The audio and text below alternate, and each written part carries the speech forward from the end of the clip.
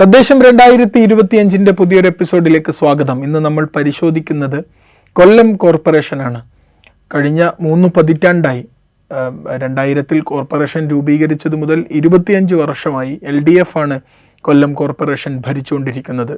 നല്ല ഭൂരിപക്ഷത്തിൽ LDF ഭരിച്ചുകൊണ്ടിരിക്കുന്ന ഒരു കോർപ്പറേഷനാണ് കൊല്ലം കോർപ്പറേഷൻ.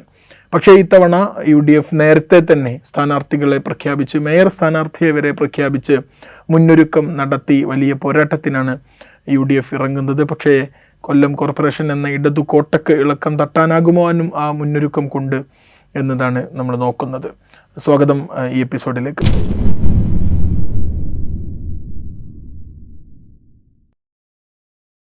കൊല്ലം കോർപ്പറേഷനെ കുറിച്ച് പറയുമ്പോൾ, കാലങ്ങളായി കോർപ്പറേഷൻ രൂപീകരണം മുതൽ തന്നെ LDF ആണ് ഭരിച്ചുകൊണ്ടിരിക്കുന്നത്.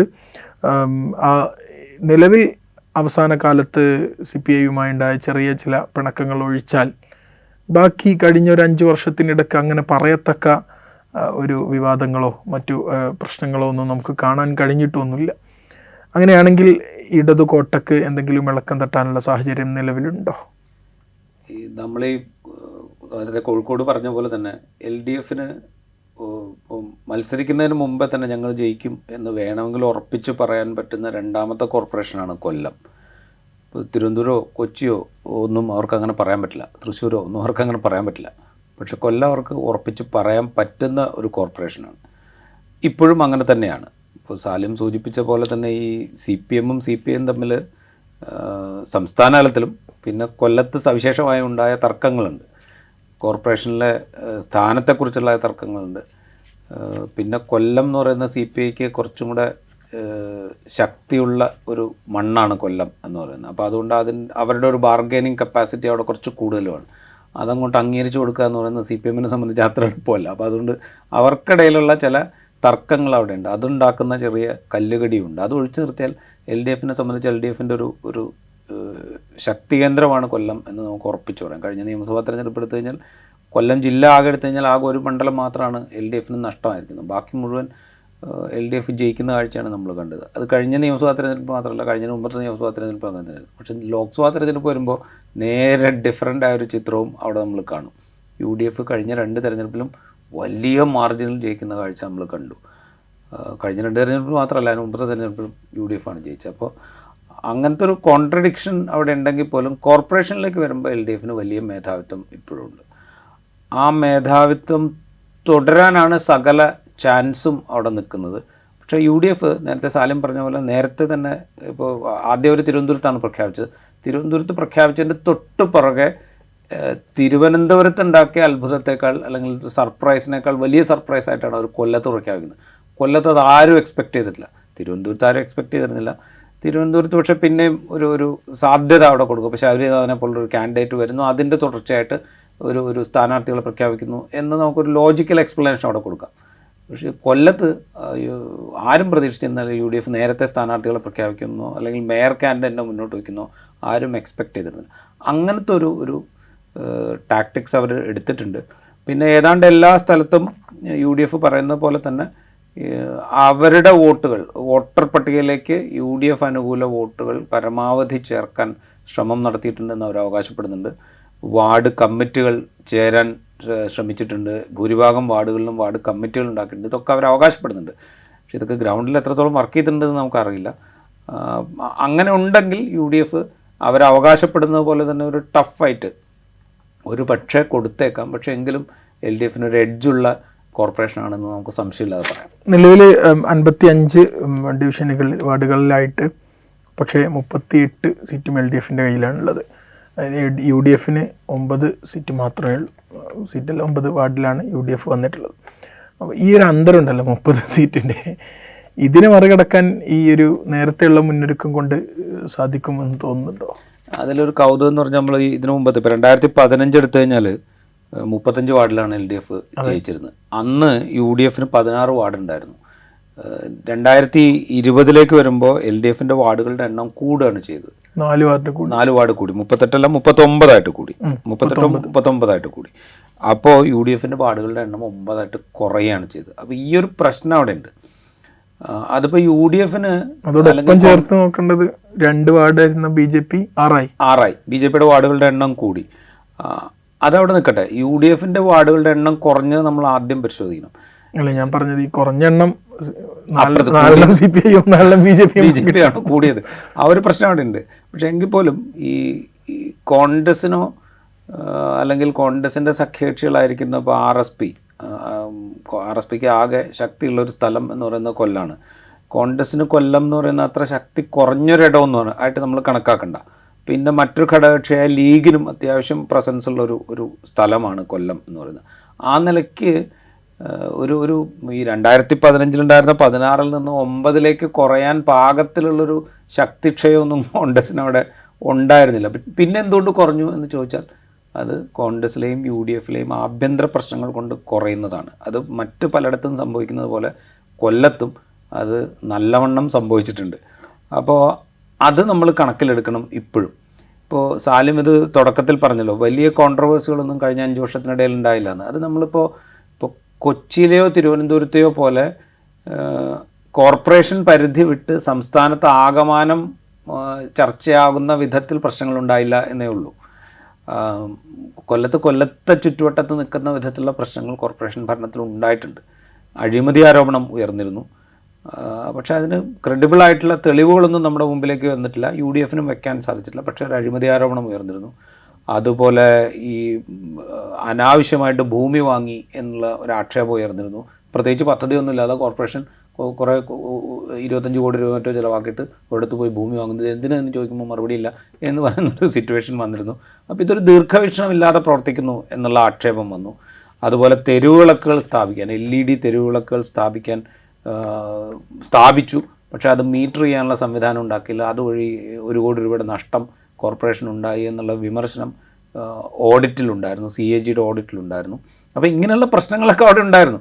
അതുപോലെ ഈ കുടിവെള്ള വിതരണ പദ്ധതികൾ അത് സമയബന്ധിതമായി പൂർത്തിയാക്കാൻ സാധിച്ചിട്ടില്ല എന്നുള്ള വിമർശനം അവിടെയുണ്ട്. ആ വിമർശനത്തിൽ കഴമ്പുമുണ്ട്. അപ്പോൾ ഇങ്ങനെയുള്ള പ്രശ്നങ്ങൾ കോർപ്പറേഷൻ ഭരണം ഇത്തരം വിമർശനങ്ങൾ നേരിട്ടിരുന്നു. ഇതിനെതിരെ പ്രാദേശിക തലത്തിൽ പല ഭാഗത്തു നിന്നായിട്ട് പ്രക്ഷോഭങ്ങൾ ഉയർന്നു വരികയും ചെയ്തിരുന്നു. ഇപ്പോൾ ഈ LED ലൈറ്റ് സ്ഥാപിച്ചതുമായി ബന്ധപ്പെട്ട വിമർശനത്തിൻ്റെ തുടർച്ചയായിട്ട് കോൺഗ്രസ് അവിടെ വലിയ പ്രൊട്ടസ്റ്റൊക്കെ സംഘടിപ്പിച്ചിരുന്നു. അപ്പോൾ ഇങ്ങനെയുള്ള പ്രശ്നങ്ങൾ അവിടെ ഉണ്ടായിരുന്നു. പക്ഷേ അതിനെ ഒരു കോർപ്പറേഷൻ ഭരണം പിടിക്കാൻ പാകത്തിലേക്കുള്ള ഒരു ടൂളായിട്ട് മാറ്റിയെടുക്കാൻ UDFനും കോൺഗ്രസിനും കഴിഞ്ഞോ എന്നുള്ളൊരു പ്രശ്നം അവിടെയുണ്ട്. കഴിഞ്ഞോ എന്ന് ചോദിച്ചാൽ ഇല്ല എന്ന് തന്നെയാണ് എൻ്റെ മറുപടി. അതുകൊണ്ടാണ് ഇപ്പോൾ ഈ 9 നിന്ന് കഴിഞ്ഞ് 2015 ഉണ്ടായിരുന്നൊരവസ്ഥയിലേക്ക് കോൺഗ്രസിന് മുന്നേറാൻ കഴിഞ്ഞാൽ അത് തന്നെ വലിയ നേട്ടമായിരിക്കും കോൺഗ്രസിനെ സംബന്ധിച്ച്.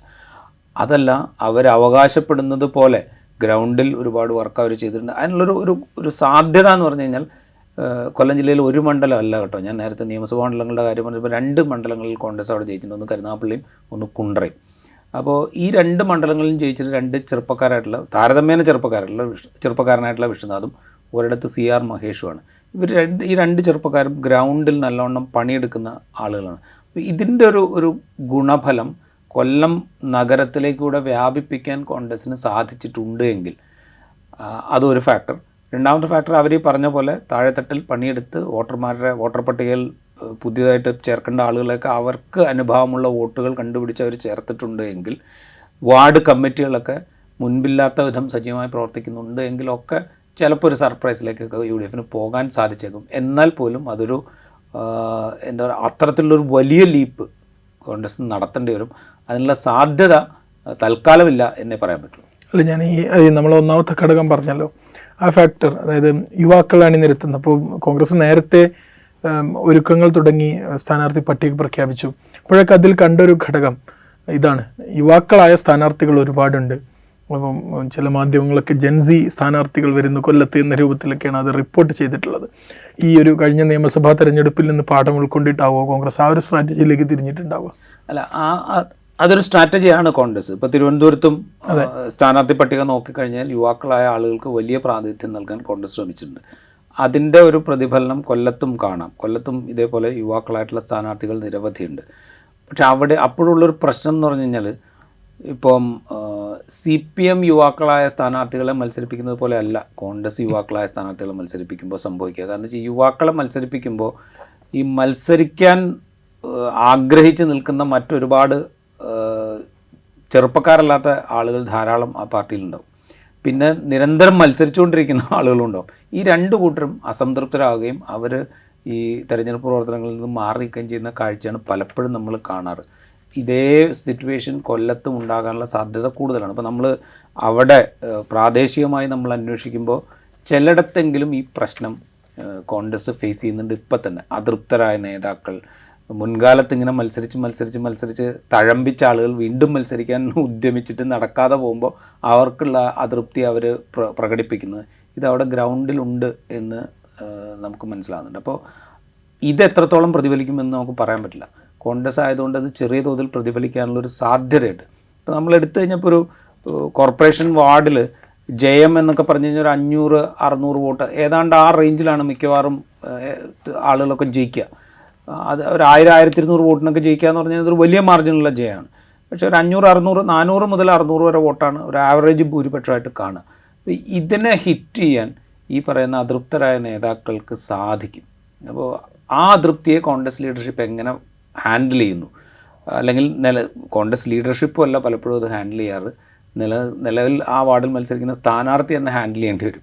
ആ സ്ഥാനാർത്ഥികൾ എങ്ങനെ ഹാൻഡിൽ ചെയ്യുന്നു എന്നുള്ളതിനെ ആശ്രയിച്ചിരിക്കും ഈ കോൺഗ്രസിൻ്റെ പ്രകടനം ഏതളവിൽ മെച്ചപ്പെടും എന്നുള്ളത്. അതിനുള്ള സാധ്യത ഇപ്പോൾ CPM മത്സരിപ്പിക്കുന്ന പോലെ അല്ല കോൺഗ്രസ് യുവാക്കളെ മത്സരിപ്പിക്കുമ്പോൾ സാധാരണ ചിലപ്പോൾ ഈ പറയുന്ന അതൃപ്തിയൊക്കെ മറികടന്നുകൊണ്ട് ഒരു യുവരക്തം എന്നുള്ളൊരു ഫീല് കോൺഗ്രസ്സിന് കൊടുക്കാൻ സാധിച്ചു കഴിഞ്ഞാൽ അത് പാർട്ടിയിൽ അതൃപ്തിയെ മറികടന്ന് മുന്നോട്ട് പോകാനുള്ളൊരു സാധ്യതയും അവിടെയുണ്ട്. അത് എത്രത്തോളം ഉണ്ടാവും എന്നുള്ളത് നമ്മൾ കാത്തിരുന്ന് കാണണം. ഇപ്പോൾ LDFനെ സംബന്ധിച്ചിടത്തോളം വലിയ ആത്മവിശ്വാസമുണ്ട് കഴിഞ്ഞ തെരഞ്ഞെടുപ്പുകളുടെ ഒരു ഡാറ്റയൊക്കെ വെച്ച് പരിശോധിച്ച് നോക്കുമ്പോൾ. പക്ഷേ ഒരു 30 വർഷമായിട്ട് ഒരു കോർപ്പറേഷൻ്റെ മുഖമായിട്ടൊരു ഒരു മുന്നണിയാണ് ഭരിച്ചുകൊണ്ടിരിക്കുന്നത്. ആ ഒരു 30 വർഷത്തെ ഒരു വികസനം, ആ ഒരു വളർച്ച, അതൊക്കെ കാണിച്ചു കൊടുക്കേണ്ടത് കൂടി, ആ ഒരു ബാധ്യത കൂടി അപ്പോൾ LDFനുണ്ടല്ലോ. അതുകൊണ്ട് തന്നെ ഇപ്പോൾ നിലവിലുള്ള കോർപ്പറേഷൻ്റെ ഒരു അവസ്ഥ വെച്ച് വികസന പ്രവർത്തനങ്ങളൊക്കെ വെച്ച് വോട്ട് ചോദിക്കുന്നത് ജനങ്ങളെ എത്രത്തോളം സ്വാധീനിക്കും? അത് അത്രത്തോളം സ്വാധീനിക്കാൻ ഇടയുണ്ടെന്ന് തോന്നുന്നില്ല. പ്രത്യേകിച്ച് കൊല്ലം കോർപ്പറേഷനെ സംബന്ധിച്ച് നമ്മൾ കൊല്ലം കോർപ്പറേഷനിൽ ഇപ്പോൾ ഒരു 10-15 വർഷത്തെ നമ്മളൊരു കാഴ്ച എടുത്തു കഴിഞ്ഞാൽ അങ്ങനെ വലിയ പ്രകടമായ മാറ്റങ്ങൾ കൊല്ലം കോർപ്പറേഷനകത്ത് ഉണ്ടായതായിട്ട് നമുക്ക് കാണാൻ സാധിക്കില്ല. എന്നാൽ അതിനുള്ള ശ്രമങ്ങൾ നടക്കുന്നതായിട്ട് ഇപ്പോൾ കോർപ്പറേഷൻ തന്നെ അവകാശപ്പെടുന്നത് ഈ സാനിറ്റേഷൻ, അതുപോലെ എന്താ പറയുക, കുടിവെള്ള വിതരണം, ഇത്തരം കാര്യങ്ങളിലൊക്കെ ഒരുപാട് മുന്നോട്ട് പോകാൻ സാധിച്ചു. അതുപോലെ കോർപ്പറേഷൻ്റെ പരിധിയിൽ വരുന്ന റോഡുകളുടെ സൗന്ദര്യവൽക്കരണം, കോർപ്പറേഷൻ്റെ പരിധിയിൽ വരുന്ന റോഡുകളുടെ മെയിൻ്റനൻസ്, ഇതിനകത്തൊക്കെ വളരെയധികം മുന്നോട്ട് പോകാൻ സാധിച്ചു എന്നുള്ളതാണ് കോർപ്പറേഷൻ അവകാശപ്പെടുന്നത്. അതിൽ കുറേയൊക്കെ ശരിയുമുണ്ട്. പക്ഷേ അതുകൊണ്ട് മാത്രമായില്ലല്ലോ. ഒരു കോർപ്പറേഷൻ എന്ന് പറയുമ്പോൾ കുറെ കൂടെ എന്താ പറയുക, ഭാവി മുന്നിൽ കണ്ടുള്ള ചില വികസന പദ്ധതികൾ ആ കോർപ്പറേഷൻ ഏറ്റെടുക്കുകയും അത് ഷോക്കേസ് ചെയ്യുകയും ചെയ്യുക എന്ന് പറയുന്നൊരു പരിപാടി അത് കോർപ്പറേഷനിൽ നടന്നതായിട്ട് നമ്മൾ കാണുന്നില്ല. അതിനൊരു പരിധി വരെ പരിഹാരം എന്ന് പറയുന്നത് ഈ കഴിഞ്ഞ 5 ടേം കേരളത്തിൻ്റെ ധനകാര്യമന്ത്രിയായിരുന്ന KN ബാലഗോപാലാണ്. KN ബാലഗോപാൽ ധനകാര്യമന്ത്രിയായിരിക്കെ ഏതാണ്ട് എല്ലാ ധനകാര്യമന്ത്രിമാരുടെ കാലത്തും ഇത് സംഭവിച്ചിട്ടുണ്ട്. അവരുടെ ഹോം ടർഫിനെ പ്രത്യേകമായി കാറ്റർ ചെയ്യാൻ അവർ ശ്രമിക്കാറുണ്ട്. ബാലഗോപാൽ അത് ശ്രമിച്ചിട്ടുണ്ട്. എന്ന് വെച്ചാൽ മറ്റ് മേഖലകളെ തഴഞ്ഞു എന്നുള്ള അർത്ഥത്തിലല്ല ഞാൻ പറയുന്നത്. പക്ഷേ കൊല്ലത്തിനൊരു സവിശേഷമായ പരിഗണന കൊടുക്കാൻ KN ബാലഗോപാൽ ശ്രമിച്ചിട്ടുണ്ട്. അതിൽ ഈ കൊല്ലം കോർപ്പറേഷൻ്റെ പ്രദേശങ്ങളും ഉൾപ്പെടും. ഒരു IT പാർക്ക് കഴിഞ്ഞ ബജറ്റിൽ പ്രഖ്യാപിച്ചത്, അതുപോലെ വിഴിഞ്ഞം തുറമുഖം, കൊല്ലം, പുനലൂർ, ഈ 3 മേഖലകൾ ഉൾപ്പെടുത്തിക്കൊണ്ടുള്ളൊരു ട്രയാങ്കിൾ ഇൻഡസ്ട്രിയൽ കോറിഡോർ എന്ന് പറയുന്നൊരു പ്രോജക്റ്റ്, അതിനുവേണ്ടി നീക്കി വച്ചിരിക്കുന്ന പൈസ. അപ്പോൾ ഇതൊക്കെ മുന്നിൽ കാണിക്കാൻ LDFന് സാധിക്കും. ഇങ്ങനെയുള്ള പ്രോജക്റ്റുകളാണ് ഞങ്ങൾ മുമ്പോട്ട് വയ്ക്കാൻ പോകുന്നത്, ഇതുവഴി ഉണ്ടാകാനിടയുള്ള വികസന സാധ്യതകളാണ് ഞങ്ങൾ മുമ്പോട്ട് വയ്ക്കുക. ഇതായിരിക്കും ഒരുപക്ഷെ LDF മുന്നോട്ട് വയ്ക്കുക. ഇതിനേക്കാൾ ഉപരി നിലവിലുള്ള അവരുടെ രാഷ്ട്രീയ അടിത്തറയുണ്ടല്ലോ, അത് നിലനിർത്തുക. അത് നിലനിർത്തുന്നതിനോടൊപ്പം ഇപ്പോൾ സർക്കാർ ഏറ്റവും അവസാനം പ്രഖ്യാപിച്ച ക്ഷേമ പെൻഷൻ്റെ വർധന, അതുപോലെ മറ്റ് ഈ സാമൂഹ്യക്ഷേമ സംഗതികളുടെ വർധന, ഇതിനെയൊക്കെ കുറച്ചുകൂടെ ഉപയോഗപ്പെടുത്തിക്കൊണ്ട് നിലനിൽക്കുന്ന രാഷ്ട്രീയ സ്വാധീനം അത് കുറെക്കൂടെ ഉറപ്പിച്ച് ഭരണം പിടിക്കാനായിരിക്കും LDF ശ്രമിക്കുക. BJPയെ സംബന്ധിച്ചിടത്തോളം അവരിങ്ങനെ കയറി വരുന്നുണ്ട്. 2015 4 സീറ്റ് അധികം 2020 അവർ സ്വന്തമാക്കിയിട്ടുണ്ട്. അവരുടെ ഒരു നിലവിലെ ഒരു സാഹചര്യം കൂടിയുണ്ട്. മറ്റു കോർപ്പറേഷനുകളൊക്കെ എടുത്തു നോക്കുന്ന സമയത്ത് നമുക്ക് BJP ചെറിയ തോതിൽ ഇങ്ങനെ അവിടെയും ഇവിടെയായിട്ട് പച്ചപിടിക്കുന്നത് നമുക്ക് കാണാൻ സാധിക്കുന്നുണ്ട്. കൊല്ലത്തെ സംബന്ധിച്ചിടത്തോളം BJPയുടെ ഒരു സാധ്യത ഉണ്ട്. കൊല്ലത്ത് കഴിഞ്ഞ തവണ BJP 2 സീറ്റിൽ നിന്ന് 6 സീറ്റിലേക്ക് എത്തുക എന്ന് പറയുന്നത് അത് ആരും പ്രതീക്ഷിക്കാത്തൊരു ചാട്ടായിരുന്നു. സത്യം പറഞ്ഞാൽ ഒരു മുന്നണിയും ഒരു എന്താ പറയുക രാഷ്ട്രീയ നിരീക്ഷകരും ഇതുപോലൊരു ജമ്പ് കൊല്ലത്തുണ്ടാവും എന്ന് പ്രതീക്ഷിച്ചില്ല. തിരുവനന്തപുരത്ത് അത് എക്സ്പെക്റ്റഡ് ആയിരുന്നു, പക്ഷെ കൊല്ലത്ത് അതുണ്ടാവും എന്ന് പ്രതീക്ഷിച്ചിരുന്നില്ല. പ്രതീക്ഷിക്കാത്തൊരു ചാട്ടം BJP ചാടി. ഈ ചാട്ടം കൊല്ലത്തെ ചില നിയമസഭാ മണ്ഡലങ്ങളിൽ നമുക്ക് കാണാൻ പറ്റും. ഇപ്പോൾ പുറ്റിങ്ങൽ ക്ഷേത്രം ഉണ്ടായിരുന്നല്ലോ, വലിയ വെടിക്കെട്ട ബോർഡൊക്കെ നടന്നു. ആ പുറ്റിങ്ങൽ ക്ഷേത്രം ഉൾക്കൊള്ളുന്ന നിയമസഭാ മണ്ഡലത്തിൽ ഇതേപോലെ ഒരു വലിയ ജമ്പ് BJP നടത്തിയതായിട്ട് നമുക്ക് കാണാൻ കഴിയും. അവിടുത്തെ വോട്ടിംഗ് പാറ്റേൺ നോക്കിക്കഴിഞ്ഞാൽ അതിന് സമാനമായൊരു ജമ്പല്ല കൊല്ലം കോർപ്പറേഷനിൽ കഴിഞ്ഞ തവണ ഈ BJPക്ക് ഉണ്ടായത്. 2-ൽ നിന്ന് 4-ലേക്ക് ആരും എക്സ്പെക്ട് ചെയ്യാത്ത വിധത്തിൽ 4 വാർഡ് അവർ അധികമായിട്ട് അവർ ജയിക്കുന്ന സ്ഥിതിയുണ്ട്. അതിന് സവിശേഷമായ മറ്റു പല കാരണങ്ങളുണ്ട്. കാരണം വെച്ചാൽ ഇപ്പോൾ ഈ തെരഞ്ഞെടുപ്പ് നടക്കുന്നത് 2020 തെരഞ്ഞെടുപ്പ് നടക്കുന്നത് ഒരു കോവിഡ് സാഹചര്യത്തിലാണ് തെരഞ്ഞെടുപ്പ് നടക്കുന്നത്. അപ്പോൾ ഈ കോവിഡ് കാലത്ത് കുറേ കൂടെ ജനങ്ങളുമായിട്ട് അടുത്ത് പെരുമാറിയ ആളുകൾക്ക് ലഭിച്ച ഒരു പിന്തുണ കൂടി ഉണ്ടായിരുന്നു. അങ്ങനെ 1-2 വാർഡുകളിൽ BJP കുറച്ചൊരു നേട്ടം ഉണ്ടാക്കിയതായിട്ട് അവിടെയുള്ള ആളുകൾ പറയുന്നുണ്ട്. അതിനപ്പുറത്തേക്ക് വലിയ തോതിലൊരു പൊളിറ്റിക്കൽ സ്വാധീനമായിട്ട് ഈ കഴിഞ്ഞ തവണത്തെ ജമ്പിനെ ആളുകൾ കണക്കാക്കുന്നില്ല. അതേസമയം ഈ പുതിയ സാഹചര്യത്തിൽ BJP എന്തായിരിക്കും വളർച്ച ഉണ്ടാക്കുമോ ഇല്ലയോ എന്നുള്ള ആശങ്ക അവിടെ നിലനിൽക്കുന്നുണ്ട്. കാരണം വെച്ചാൽ പുതിയ സാഹചര്യം എന്ന് പറഞ്ഞു കഴിഞ്ഞാൽ ഇപ്പോൾ കഴിഞ്ഞ ലോക്സഭാ തെരഞ്ഞെടുപ്പിൽ BJP ഈ പല മണ്ഡലങ്ങളിലും നേട്ടം ഉണ്ടാക്കിയിട്ടുണ്ട്. പ്രത്യേകിച്ച് തിരുവനന്തപുരം, ആലപ്പുഴ മണ്ഡലങ്ങളിലൊക്കെ. തിരുവനന്തപുരം, ആലപ്പുഴയൊക്കെ ഈ കൊല്ലത്തിനോട് അതിർത്തി ചേർന്ന് കിടക്കുന്ന പ്രദേശങ്ങളാണ്. BDJസുമായിട്ടുള്ളൊരു ബന്ധം കൊല്ലത്ത് വലിയ തോതിൽ അവർക്ക് ഇതേവരെ സഹായം നൽകിയിട്ടില്ല. അപ്പോൾ ഇത്തവണ അത്തരം എന്തെങ്കിലും ഒരു നേട്ടം ഉണ്ടാക്കാൻ സാധിക്കുമോ എന്നുള്ളൊരു തോന്നൽ, അങ്ങനത്തെ ആ ഒരു സാധ്യത പലരും പറയുന്നുണ്ട്. അതോടൊപ്പം ഇപ്പോൾ സാലിം സൂചിപ്പിച്ചല്ലോ 10-25 കൊല്ലമായിട്ട് LDF ഭരിച്ചുകൊണ്ടിരിക്കുന്ന ഒരു കോർപ്പറേഷനാണ്. അപ്പോൾ അതിൽ സ്വാഭാവികമായിട്ടുണ്ടാകുന്ന ഒരു വിപ്രതിപത്തിയുണ്ട് ആളുകൾക്ക്. അത് ക്യാഷ് ചെയ്യുക സാധാരണ അതിൽ UDF ആണ്.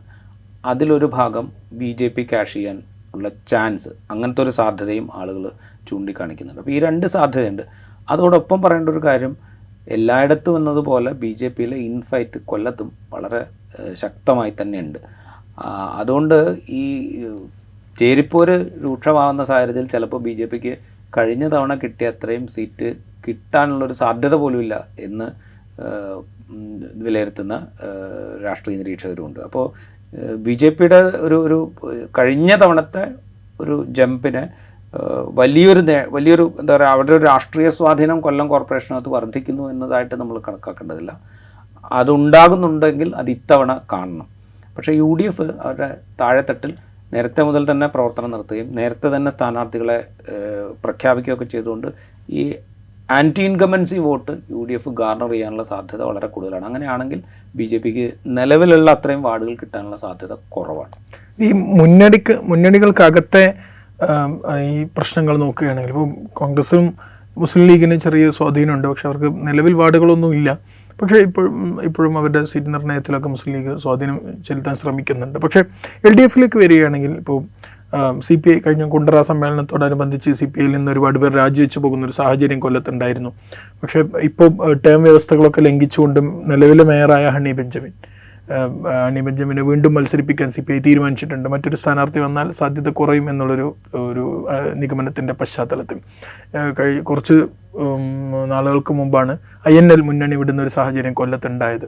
അപ്പോൾ ഇങ്ങനെയുള്ള ഉള്ളിലുള്ള പ്രശ്നങ്ങൾ അത് LDFിനെ സംബന്ധിച്ചിടത്തോളം ദോഷകരമായി ബാധിക്കാൻ ചെറിയ തലവേദന തന്നെയാണത്. കാരണം പ്രത്യേകിച്ച് CPIയുടെ ഉള്ളിൽ അവിടെ കൊല്ലം ജില്ലയിൽ കുറേ കാലമായിട്ട് ചില പ്രശ്നങ്ങളുണ്ട്.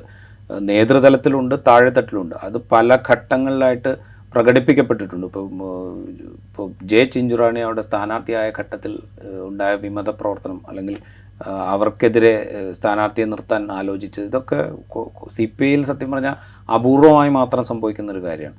പ്രത്യേകിച്ച് കൊല്ലം CPIക്ക് അത്യാവശ്യം സംഘടനാശേഷിയുള്ള സ്ഥലം. അവിടെ ഒരിടത്തല്ല പലയിടത്തായിട്ട് CPIയിൽ ഇത്തരം വിമത സ്വരങ്ങൾ ഉയർന്നു വരികയും പാർട്ടിയിൽ നിന്ന് ആളുകൾ കൊഴിഞ്ഞു പോവുകയും ചിലർ ചില കൂട്ടം CPMൽ പോയി ചേരുകയൊക്കെ ചെയ്യുന്ന വാർത്തകളൊക്കെ വരുന്നുണ്ട്. അപ്പോൾ ഇത് CPIയെ ദുർബലപ്പെടുത്തിയിട്ടുണ്ട്. CPI ദുർബലപ്പെടുമെന്ന് പറഞ്ഞു കഴിഞ്ഞാൽ അത് മുന്നണിയെ കൂടെ ബാധിക്കുന്ന കാര്യമാണ്. ആ നിലയ്ക്ക് LDFന് തലവേദനകളുണ്ട്.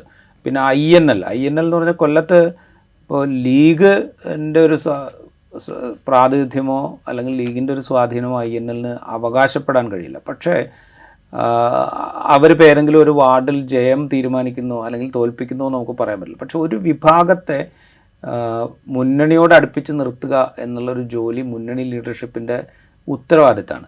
അതിനു വേണ്ടിയിട്ടാണ് INLനെ മുന്നണിയുടെ ഭാഗമാക്കുകയും അവരെ ഏതെങ്കിലും ഒരിടത്ത് മത്സരിപ്പിക്കുകയൊക്കെ ചെയ്യുന്നത്. അതിൽ നിന്ന് പിന്നാക്കം പോവുകയും INL ഞങ്ങൾ ഈ LDFൻ്റെ ഭാഗമല്ലാതെ മത്സരിക്കാൻ പോവുകയാണെന്ന് പ്രഖ്യാപിക്കുകയും ചെയ്യുമ്പോൾ സ്വാഭാവികമായിട്ടും അവരെ ഉറ്റുനോക്കുന്ന കമ്മ്യൂണിറ്റിക്ക് ഒരു അകൽച്ച ഫീൽ ചെയ്യും. അത് ചില വാർഡുകളിലെങ്കിലും LDFന് ചിലപ്പോൾ തലവേദന ഉണ്ടാക്കിയേക്കാം. ഇപ്പോൾ ഉദാഹരണം പറഞ്ഞു കഴിഞ്ഞപ്പോൾ 100, 150, 200 വോട്ടുകൾക്കൊക്കെ ജയിക്കുന്ന വാർഡുകളിൽ UDFൻ്റെ സ്ഥാനാർത്ഥി കുറച്ചുകൂടെ കൊള്ളാവുന്ന സ്ഥാനാർത്ഥി, ഒരു ഫൈറ്റിംഗ് സ്പിരിറ്റ് കാണിക്കുന്ന ഒരു സ്ഥാനാർത്ഥിയാണെങ്കിൽ ചിലപ്പോൾ ഇതൊക്കെ ബാധിച്ചേക്കാം. അപ്പോൾ ആ നിലയ്ക്കുള്ള തലവേദന LDFനുണ്ട്. എന്ന് വെച്ചാൽ അതൊരു വലിയ ന്യൂസൻസ് ആണെന്ന് വെച്ചാൽ അല്ല, പക്ഷേ ഹിറ്റ് ചെയ്യാവുന്നതാണ്. LDFനെ ചില സീറ്റുകളിലെങ്കിലും ഹിറ്റ് ചെയ്യാവുന്ന വിധത്തിലുള്ള തലവേദന LDFനുണ്ടെന്ന് നിസ്സംശയം പറയാം. ഇപ്പം RSPയുടെ ശക്തി കേന്ദ്രം കൂടിയാണ്, അവർക്ക് സീറ്റുകളുമുണ്ട്. അതുപോലെ തന്നെ ഇപ്പോൾ ചില സ്വതന്ത്രന്മാർ, അതുപോലെ SDPIക്ക് ഒരു സീറ്റുണ്ട്, ഒരു വാർഡുണ്ട് കോർപ്പറേഷനിൽ. അപ്പോൾ ഇങ്ങനെയുള്ള മറ്റു പാർട്ടികളുടെ കാര്യം കൂടി പറഞ്ഞ് നമുക്ക് അവസാനിപ്പിക്കാം. RSP എന്ന് പറഞ്ഞാൽ RSPക്ക് ഇപ്പോൾ പല തദ്ദേശഭരണ സ്ഥാപനങ്ങളിലും UDF ഒരു സീറ്റൊക്കെ കൊടുത്തിട്ടുണ്ട്. പക്ഷേ അവർക്ക് ക്ലെയിം ചെയ്യാൻ പറ്റുന്ന ഏക സ്ഥലം എന്ന് പറയുന്നത് കൊല്ലമാണ്. കൊല്ലം എന്ന് പറഞ്ഞാൽ കൊല്ലം ടൗൺ ഉൾപ്പെടുന്ന, കൊല്ലം കോർപ്പറേഷൻ ഉൾപ്പെടുന്ന മേഖല RSPക്ക് വലിയ ശക്തി ഉണ്ടായിരുന്നതാണ്. പിന്നെ ആ ശക്തി ക്ഷയിച്ച് RSP തന്നെ പലതായി. ഇപ്പോൾ പ്രേമേന്ദ്രൻ ഉൾക്കൊള്ളുന്ന RSP, ഷിബു ബേബി ജോൺ നേതൃത്വം നൽകുന്ന RSP, ആ RSPക്ക് ക്ലെയിം ചെയ്യാവുന്ന സീറ്റുകൾ ഇപ്പോൾ കഴിഞ്ഞ തവണ ഒരു 4 സീറ്റിലോ മറ്റോ അല്ല, കഴിഞ്ഞ മുമ്പത്തെ തവണ 4 സീറ്റിൽ ജയിച്ചിട്ടുണ്ട്. ഇത്തവണ 3 സീറ്റിലുണ്ട്. അതായത് UDF 9 സീറ്റിൽ ജയിക്കുമ്പോഴും അതിൽ 3 RSPയുടെ സീറ്റാണ് എന്ന് നോക്കണം. അപ്പോൾ എന്ന് വെച്ചാൽ RSP കാൻഡിഡേറ്റ്സിന് ഇപ്പോഴും അവിടെ ജനങ്ങളുടെ ഇടയിൽ പിന്തുണയുണ്ട്. മാത്രമല്ല ഇപ്പം എനിക്ക് പ്രേമചന്ദ്രൻ്റെ ഒരു ബൈറ്റ് ഉണ്ട് മാധ്യമങ്ങളോട് സംസാരിക്കുന്നത്, ഈ വർഷം പാർട്ടിയോ മുന്നണിയോ നോക്കാതെ സ്വതന്ത്രരായിട്ടാണെങ്കിലും ജയസാധ്യത കണക്കിലെടുത്ത് നമ്മൾ സ്ഥാനാർത്ഥികൾ തീരുമാനിക്കുമെന്നൊക്കെ. അതെ, എന്നുവെച്ചാൽ അവരെ സംബന്ധിച്ച് അവരുടെ ഒരു സർവൈവലിൻ്റെ പ്രശ്നമാണ്. ഒരു കോർപ്പറേഷനിലൊരു 4-5 സീറ്റ് കിട്ടിയാൽ മാത്രമേ അവർക്ക് അടുത്ത നിയമസഭാ തെരഞ്ഞെടുപ്പിലേക്ക് കുറച്ചും കൂടെ ശക്തമായിട്ട് ബാർഗെയിൻ ചെയ്യാൻ പറ്റുള്ളൂ. അതൊരു പ്രശ്നമാണ്, അവരുടെ സർവൈവലിൻ്റെ പ്രശ്നമാണ്. അപ്പോൾ അതുകൊണ്ട് അവർ ഈ മുന്നണി മര്യാദ മറികടന്ന് പോലും ചിലപ്പോൾ മത്സരിച്ചേക്കാം. ചിലപ്പോൾ ചിഹ്നത്തിലായിക്കൊള്ളുന്നില്ല. RSP പ്രേമേന്ദ്രൻ പറഞ്ഞ പോലെ തന്നെ സ്വതന്ത്രരെ നിർത്തിയവരെ മത്സരിപ്പിച്ച് അവരുടെ ഒരു ശക്തി, അവർക്ക് ഇപ്പോൾ ജയിക്കണം എന്നല്ല, കൂടുതൽ വോട്ട് കിട്ടിയാൽ പോലും അവർക്കത് അവർ നേടുന്ന വോട്ട് പോലും കൗണ്ട് ചെയ്യപ്പെടുന്ന ഒരു സിറ്റുവേഷൻ വരും UDFനകത്ത്. അങ്ങനത്തെ ഒരു സിറ്റുവേഷൻ ഉണ്ടാക്കാനാണ് അവർ ശ്രമിക്കുന്നത്. അപ്പോൾ ആ നിലയ്ക്ക് പക്ഷേ എന്താ പ്രശ്നം എന്ന് വെച്ച് കഴിഞ്ഞാൽ RSP നടത്തുന്ന ഈ മത്സരങ്ങളൊക്കെ പൊതുവിൽ UDFൻ്റെ സാധ്യതകളെയാണ് ഇല്ലാതാക്കുക. RSPക്ക് കൊല്ലം മുനിസിപ്പാലിറ്റി, കൊല്ലം കോർപ്പറേഷന് കീഴിൽ വരുന്ന പല വാർഡുകളിലും വോട്ടുണ്ട്. അപ്പോൾ ഇത് UDFന് പോകേണ്ട വോട്ടുകളാണ് സാധാരണ നിലയ്ക്ക്. ഇപ്പോഴത്തെ മുന്നണി രീതി അനുസരിച്ച് UDFന് പോകേണ്ട വോട്ടുകളാണ്. അവിടെയൊക്കെ RSP സ്വതന്ത്രമായിട്ട് മത്സരിപ്പിക്കാനും അല്ലെങ്കിൽ ആരെങ്കിലുമൊക്കെ മത്സരിപ്പിക്കാൻ തീരുമാനിച്ചാൽ, എല്ലാ വാർഡുകളിലും വേണ്ട, 1-2 വാർഡുകൾ മത്സരിപ്പിക്കാൻ തീരുമാനിച്ചാൽ പോലും അത് UDFന് ദോഷമായിട്ട് ബാധിക്കും. പിന്നെ ലീഗിനെ മുന്നണിയുടെ ഭാഗമാക്കി നിർത്തിയിട്ടുണ്ട്. പക്ഷേ എങ്കിൽ പോലും ലീഗിന് ഈ തെക്കൻ മേഖലകളിൽ ഉണ്ടായിരിക്കുന്ന ഒരു അതൃപ്തിയുണ്ട്. മലബാറിൽ കോൺഗ്രസ്സിന് ലീഗ് എങ്ങനെയാണോ വകവെച്ചു കൊടുക്കുന്നത്, അത് മലബാറിൽ കോൺഗ്രസ്സിന് വേണ്ട സ്ഥലങ്ങളിലൊക്കെ കോൺഗ്രസ്സിന് സീറ്റ് കൊടുത്ത് കോൺഗ്രസ്സിനെ കോൺഫിഡൻസിലെടുത്തിട്ടാണല്ലോ ഇപ്പോൾ മലപ്പുറത്ത് പോലും ഏതാണ്ട് എല്ലാ തദ്ദേശഭരണ സ്ഥാപനങ്ങളിലും ലീഗ് മത്സരിക്കുന്നത്. പക്ഷേ തെക്കോട്ട് പോകുമ്പോൾ ആ ഒരു അണ്ടർസ്റ്റാൻഡിങ് കോൺഗ്രസ് ലീഗിന് കൊടുക്കുന്നില്ല എന്നുള്ള പരാതി ലീഗിനുണ്ട്. ആ പരാതിയുടെ പ്രതിഫലനം നമ്മൾ പ്രതീക്ഷിക്കാത്ത മണ്ഡലങ്ങളിലൊക്കെ, പ്രതീക്ഷിക്കാത്ത തദ്ദേശഭരണ സ്ഥാപനങ്ങളിലൊക്കെ ചിലപ്പോൾ നമ്മൾ കാണേണ്ടി വരും. ഒരു പക്ഷേ അത് കൊല്ലം കോർപ്പറേഷനിലും ചിലപ്പോൾ കണ്ടേക്കാം. അപ്പോൾ ആ പ്രശ്നം അവിടെ ഉണ്ട് UDFനെ സംബന്ധിച്ച്. റൈറ്റ്. കൊല്ലം കോർപ്പറേഷൻ കഴിഞ്ഞ 30 വർഷമായി, 5 വർഷം നഗരസഭയായിരുന്നു, 2000 മുതൽ കോർപ്പറേഷനാണ്, 25 വർഷമായി കോർപ്പറേഷൻ ഭരിച്ചുകൊണ്ടിരിക്കുന്നത് LDF ആണ്. LDFൻ്റെ ഇളകാത്ത കോട്ടയാണ്. CPIM ഒറ്റയ്ക്ക് തന്നെ ഭൂരിപക്ഷം പലപ്പോഴും കിട്ടിയ കോർപ്പറേഷനാണ്. ആ CPIM മൃഗീയ ഭൂരിപക്ഷത്തിൽ ഭരിച്ചുകൊണ്ടിരിക്കുന്ന കോർപ്പറേഷനിലേക്ക് നേരത്തെ തന്നെ യുവാക്കളായ സ്ഥാനാർത്ഥികളെയൊക്കെ ഇറക്കി കുറ്റപത്രം ഇറക്കി കുറ്റപത്ര റാലി നടത്തി കോൺഗ്രസ് ഒരുങ്ങുകയാണ്. അപ്പോഴും മറ്റെല്ലാ സ്ഥലത്തുമുള്ളതുപോലെയുള്ള മുന്നണിക്കകത്തെ ചില പ്രശ്നങ്ങൾ, പിണക്കങ്ങൾ, ഇതൊക്കെ മുന്നണിയെ എങ്ങനെ ബാധിക്കും എന്നതും കൗതുകകരമാണ്. ഏതായാലും ഇടത് കോട്ടയായ കൊല്ലം കോർപ്പറേഷനിൽ എന്തെങ്കിലും ഇളക്കമുണ്ടാക്കാൻ, അതല്ലെങ്കിൽ ഒരു സർപ്രൈസ് അട്ടിമറിക്ക് UDF സാധിക്കുമോ, ആ രൂപത്തിലേക്കാണോ കാര്യങ്ങൾ പോകുന്നത് എന്നാണ് നമ്മൾ ഉറ്റുനോക്കുന്നത്. തദ്ദേശം 2025 ഈ എപ്പിസോഡ് ഇവിടെ പൂർണ്ണമാകുന്നു. മറ്റൊരു സ്ഥലത്തെ വിശേഷങ്ങളുമായി അടുത്ത എപ്പിസോഡിൽ കാണാം.